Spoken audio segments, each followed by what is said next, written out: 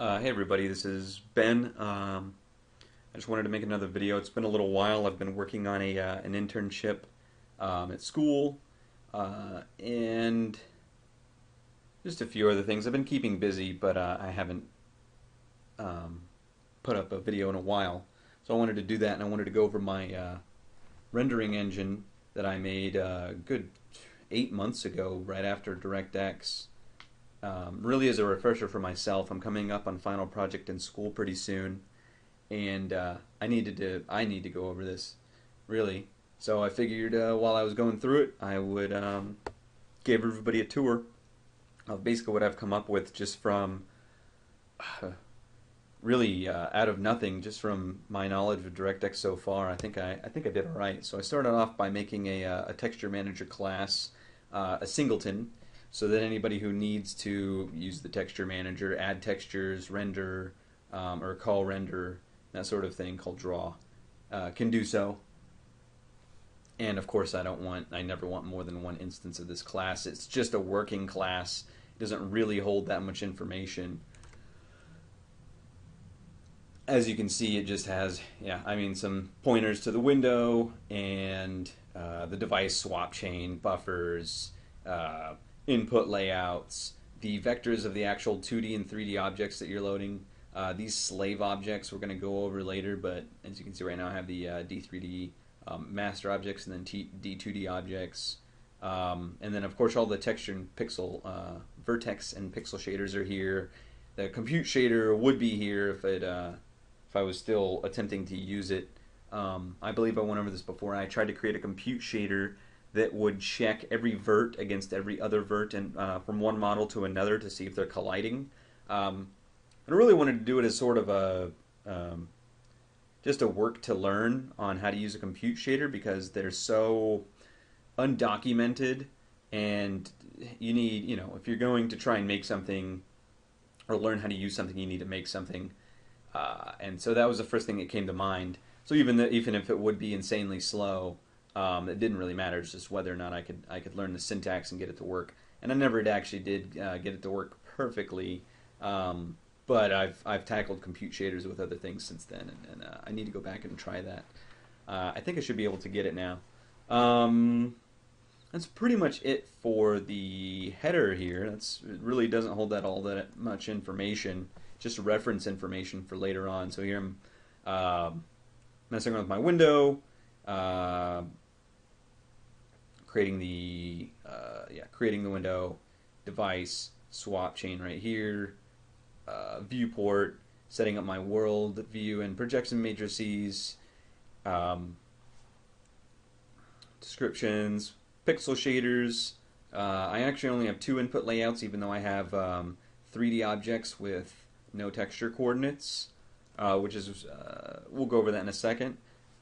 I still use this one for 3D objects for shading, and just ignore the texture coordinates if there is no texture. I downloaded a whole lot of OBJ files from TurboSquid. If you guys have never been there, it's just a nice free website with tons and tons of 3D models, and I use them for testing and different things. That's where I get pretty much any 3D model you ever see me have in any of my videos are going to come from there, and it's just, yeah. So let's me test and make sure I can do what I need to do. Same thing for the background picture, taken from the interwebs for testing purposes. Sampler description, blah, blah, blah. So yeah, this is where I was attempting to create the compute buffer or compute shader before. Let's see. So right now I have like an add texture function, and it's exactly what it sounds like. There's the the actual location, file location, the an image width and height. That has to be put in manually so that my vertex shader for it can do all the math it needs to do on the dimension. So like I actually ended up coming up with this myself here. So it's 1.0 means there's one screen width divided by the dimension x times the coordinate z minus the x coordinate. And this is basically what gets you a portion of one big texture so that I can have, again, this scrolling background. It's actually only trying, it's not the entire texture being moved. It's actually grabbing this corner from one part of the texture down to this part and rendering it down. And then I believe I have it set up somewhere to where it's, I forgot what it is. It's like you can do clamp or repeat, that sort of thing. I can't remember what those options are called. So yeah, this is what does all of that. And so you see where I need the image size to do all these calculations and make all this happen properly. That was a lot of fun. It actually took a little longer than it should have. I think at about 3 in the morning one night I finally went to bed without having this working, and I was laying there in bed for about 2 minutes, and suddenly it all came to me as all the math I needed to do to fix what I was messing with here for the X's and Y's and getting everything working. And I just went over it in my head about 10 times before falling asleep to make sure that I would remember it the next day. As soon as I got up in the morning, I went straight to my computer, and within about 35 seconds had it all working exactly how I wanted and exactly how you just saw it. That was pretty satisfying / annoying at the same time. It was too late in the night to be thinking clearly, I suppose, for trying to come up with some sort of screen width formula, texture display. So that was fun. Then we've got our add model. It's a lot like the add texture. We just take in our chart pointer to the actual location, and then we take in a model texture. And I actually have a thing in here. If the texture location is called null, we set the texture location, if it's not equal to null, we actually set the texture location. Otherwise, we set the texture name to null. And later on, when I try and render any 3D object, it checks to see first if the texture name is equal to null, just like this. And if it does that, it uses the correct pixel shader and vertex shader for, I guess actually just the pixel shader, that doesn't require a texture to come in. It just sort of, we'll see. So we'll get there. So not much to it. What I ended up doing is these all return ints, if you haven't noticed, and all I'm doing is actually for the objects that are being created here, the 3D object pointers that are actually receiving this. All that is just keeping the placeholder in the vector that's part of the texture manager, so that it can reference the texture manager for the actual model itself, if that makes sense. Basically, instead of returning a 3D model object or some other thing, keeping it elsewhere, it's all kept right here. The texture manager keeps track of anything 3D and 2D that's added and created. Nobody else really needs to do that. So, yeah, it's all done here. See if I can explain that more later, really just for myself. So then we come along like we come up to the rendering portions. So yeah, I draw 6 right here. You see where we're just drawing a texture. So we have the 2 triangles that it represents. So right here you see the vector location. This is where it's saying I actually need, all I'm asking for is, hey, wherever you kept my texture that I made earlier, you need to render that texture, and I need you to render it on this portion of the screen and this part of the actual image that we're talking about. So it could be the entire thing over the entire screen, or just this portion of the texture on these parts of the screen, etc., etc. You get the idea. And then so all that's done automatically for you. After that, you just give it the general idea of where you want it on the screen, and then it makes it happen. Puts it into view space and all that, screen space. Of course, I've got my samplers, shaders, shader resources. I haven't done anything really advanced or cool yet with being able to send in multiple shaders. What I was actually thinking later on when I want to make a much better version of this for my final project, of course, is basically to have all these different functions. This is where it becomes more complicated. This would be great for a good general function, all inclusive automatic function with only just a few parameters and you're done. But then I should be able to probably have a couple other functions, um, basically that allow you to do more than one shader and vertex shaders, pixel shaders for post processing effects and different things. Um, Geometry shaders obviously are not anywhere to be found in this entire engine yet. I would have to have I haven't thought of a really good use for one, unfortunately. So, moving on. Then we've got our render 3D. It's pretty much the same thing, but you see here it's looking for the texture name null, and if the texture name is null, then we're not setting up these samplers. There's no texture for a sampler. The shader resource view, I guess, is a little different, i.e. not included. And then yeah, I mean it's otherwise you're getting those things, and that's of course all kept track of via the engine here. It does all these nice things for us. So same deal. Where in the vector is it? Where are you keeping my object? And then boom. Where do I want it? Image coordinates, image part, color. What the heck was color for? Are they even using that anymore? I think that was yes, that was if there was no texture for a while. I was actually having it send in a color that would go into the vertex and pixel shader and color an untextured model, any particular color that I wanted, with an RGBA coming in, and I guess I got rid of that, so that needs to be updated. I've done all kinds of different things with this engine from time to time, and just changed this and that to try and see how certain things would look and how they'd feel as far as like trying to actually put them into use, whatnot. So yeah, my compute buffer. This is the compute buffer. This is where I was actually telling the compute buffer to, actually do stuff. I was instantiating it and running it against different things and trying all kinds of stuff. I actually had it working a little bit for a while where it was making this laptop chug so hard. So I knew that it was working. I just had no visual representation of that, unfortunately. My pre-render, this is basically, I have to call this before calling render 2D or render 3D, and it just sets up my set render target. It clears the render target view, whatnot, set the viewport. So the few basic things you need. Create hitbox.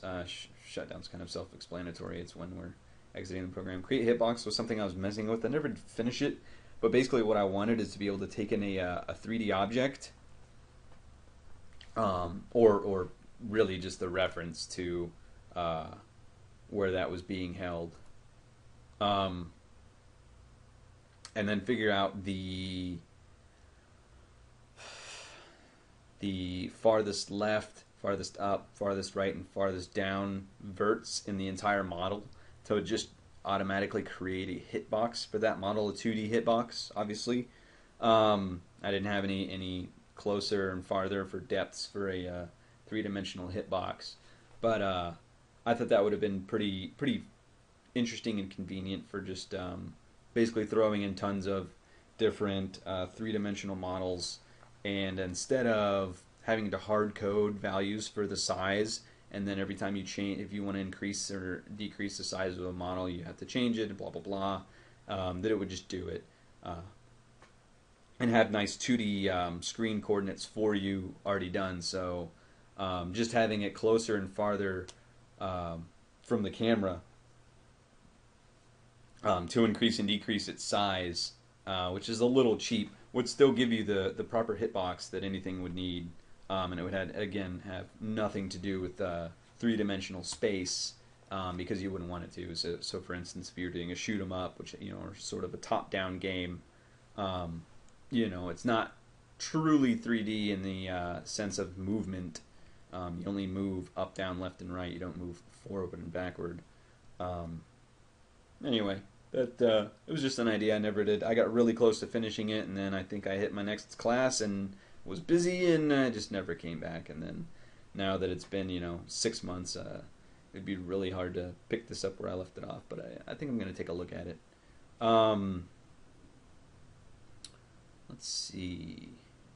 So model example. This is where basically I created a master class, quote unquote. But all the master class really did was just sort of instantiate a few things for me and just have a starting point to go off of.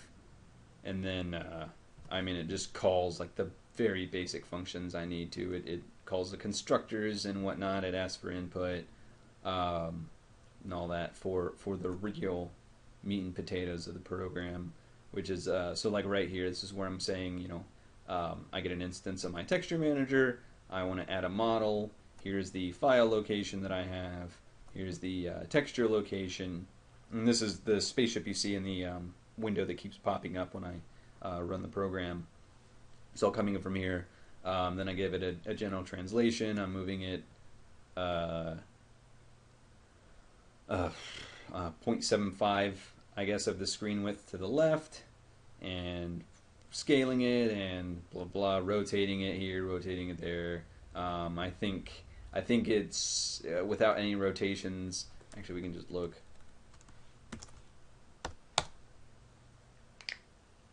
So if I don't rotate it at all, it starts off, in this position, and so I need to move it. So its bottom is up now.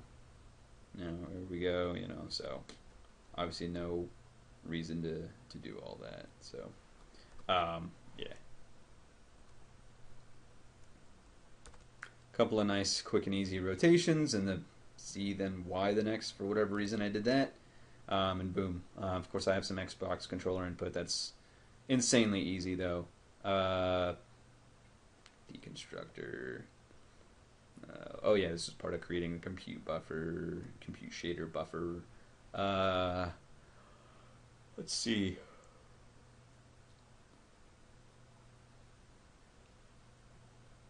Number of triangles. I think that was 4 when I called draw, and it needs to know how many triangles to draw from the primitive topology. A signal delta times for getting my delta time, for movement and delta time. This was for something once, I don't even remember. This is my actual render call. Let's see, what was this for? It's not really necessary. Yeah. So, and we got our Xbox input, our keyboard, async key state input. Okay, space didn't do anything. So, and then get data pointer. I think if anybody ever wanted a pointer to the actual model's data, that would do it. Yeah, this is where it's actually going to the OBJ loader that originally created the entire model. And yeah.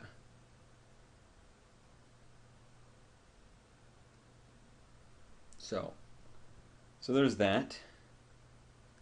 I was messing around for a while, and I was getting some like basic entity stuff going. I don't even remember what I was doing with this, but I was in the zone. And then this event thing here, I was following along with a multi-threaded game engine design book that was pretty interesting.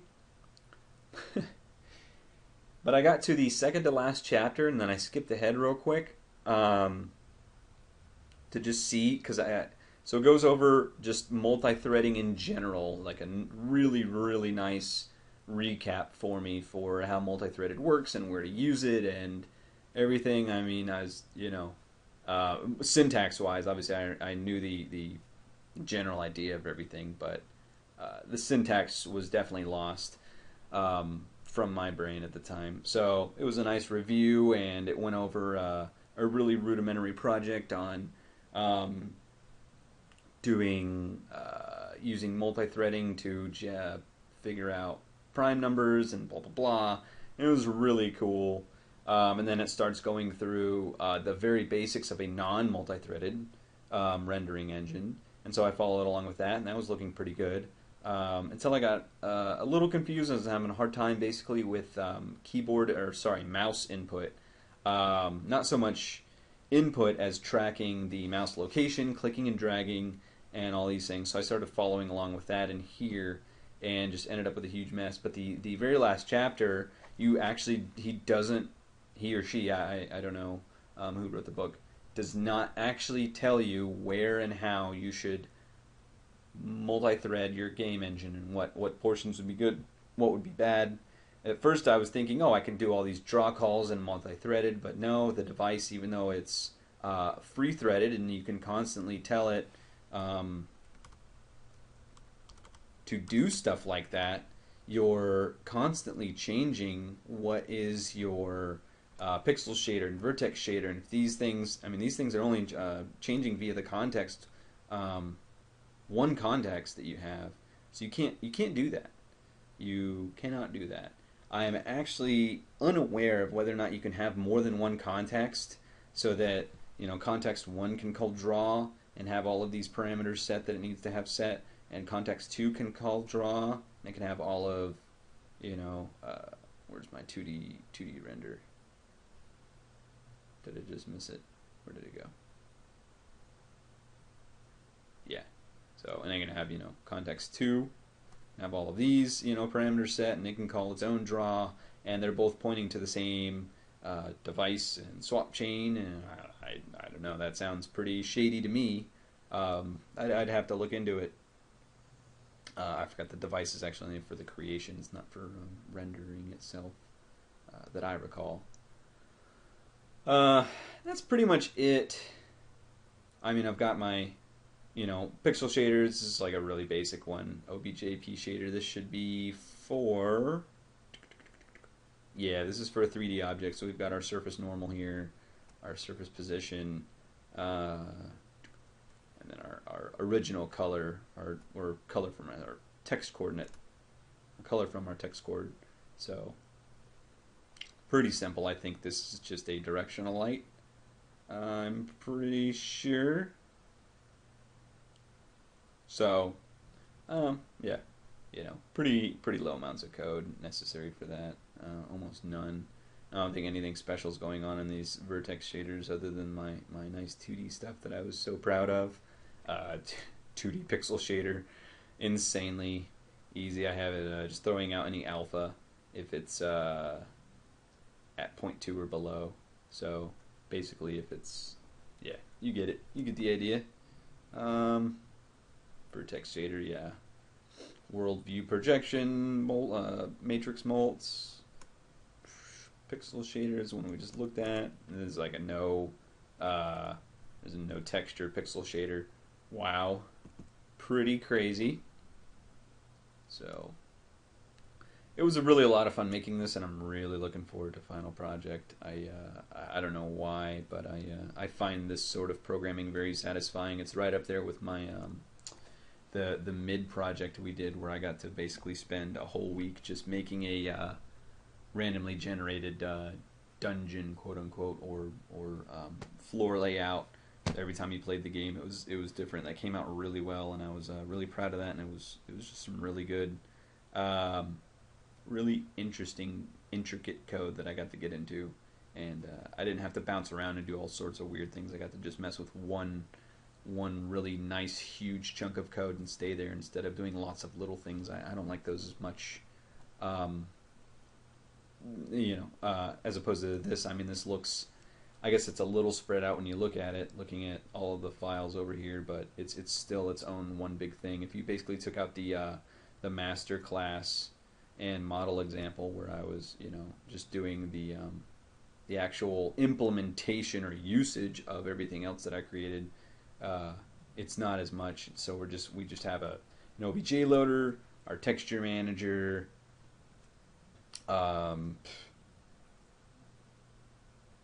that's pretty much it. Those are like the main things. I mean, everything else here, like the D2D and D3D objects, These are really just, the structures, if you will, or I mean, they're classes or objects, however you want to put that, but just the structure that I use to keep hold of all the data. There's really nothing computational or complicated to program here. I guess it looks pretty hairy later on. When you just look at it like this in one big chunk, but you see almost all of these are inlined, almost every single one. Yeah, nice little overloaded equals operator. I forgot I did that. I think that was actually for. I came up with a contingency if you had multiple instances. If somebody tried to basically load the same three-dimensional object twice, I would instead just return a pointer. That object would then get its own matrix for its position, rotation, translation, rotation, and scaling. But it would just be a pointer to the already loaded object of the same kind. That was it. That was a save. Make a huge savings on memory in general, and it actually came out pretty well. This is where my equals operator comes in. I actually want to look at this. Can't. How do I F12 this? Doesn't like it.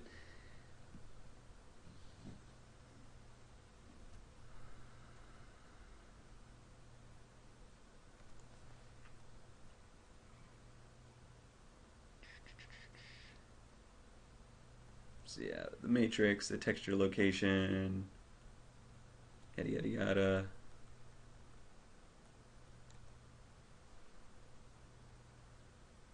Yeah, so make sure we're not trying to copy ourselves. Blah, blah, blah. Just make a complete copy.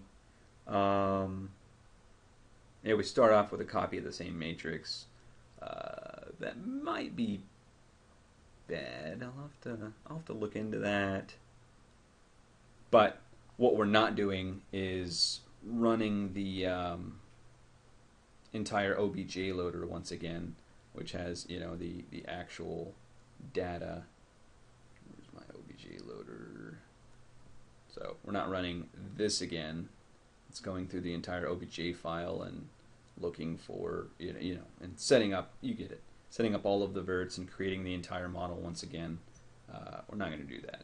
So, and again, so this is all done actually automatically as well. It just looks to see if you attempted to load a model from the exact same file location as another one from before.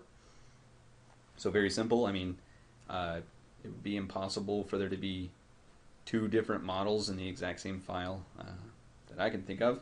So at least at the same time. During the same loading cycle. So it just does that and you're done. So if you did attempt to do that in my manager right now, it would just recognize that and create you a nice quick and dirty copy instead of a full copy. And as we saw before, this object here doesn't actually hold any of the data. It just has a pointer to the data and an integer for the location itself, the OBJ location, texture location, and that's it. But yeah, so like I was saying, there really isn't all that much here as far as multiple things. It's really just mostly one big texture manager class, and it just uses, just these different, well, besides the shaders, just these different objects that I've come up with to keep track of all the data. That's it. Nothing to it. So yeah, thanks everybody. I hope you found this interesting. I don't know exactly how you would, but if you did, I'm glad. If you didn't, I'll try and make it more exciting next time. I'm going to go over. I've been doing a ton of work on this internship at school, and it's all in Unity. And I was immediately I've signed an NDA, so I can't talk about what the actual program does, I guess. But of course, I can say, I've been working on networking programming in Unity for it, and I've figured out how to do just all sorts of different nice little things. It's very, very easy to have a server and communication And I'll go over all that next time. I'll try and make it pretty soon. I'll catch you guys next time.